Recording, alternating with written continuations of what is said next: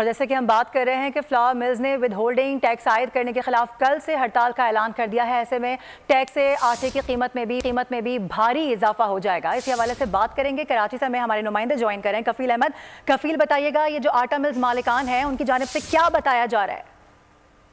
एक और बहरान सर पर इस वक्त मंडला रहा है और गुज़िश्ता रोज़ फ्लोर मिलर एसोसिएशन ने कल से यानी जुमेरात से मुकम्मल तौर पर मुल्क भर में फ्लोर मिल्स को बंद करने का ऐलान किया है। उनका कहना यह है कि जो बजट में विद होल्डिंग टैक्स आयद किया गया है उसके खिलाफ हम जाएंगे और हुकूमत ने अगर मुतालबात ना माने तो कल से तमाम मुल्क भर में फ्लोर मिल्स बंद होंगी। इसका असर क्या आएगा आवाम पे? तो जाहिर सी बात है बहुत में, जब फ्लोर मिल सारी हड़ताल पे तो दुकानों पे क्या बिकेगा? कुछ भी नहीं। जब फ्लोर मिल बंद हो जाएगी तो फ्लोर मिल से कुछ भी नहीं आएगा, तो दुकान में तो यानी फिर सवाल ही नहीं बनता कि कुछ बिके। और अभी गंदम का जो ये है कि इन्होंने जो बढ़ाए पैसे, जो न्यू टैक्सेस वगैरह जो लगा दिए इन्होंने, तो उसकी वजह से बहुत इशू आ रहा है, बहुत असर आ रहा है। क्या समझते कितना इम्पैक्ट आएगा और कितना प्राइस मजीद बढ़ सकती है आटे की? मजीद अभी 10 से 15 रुपये मजीद बढ़ने के इम्कान हैं अगर इसी तरह ये हाल रहा तो।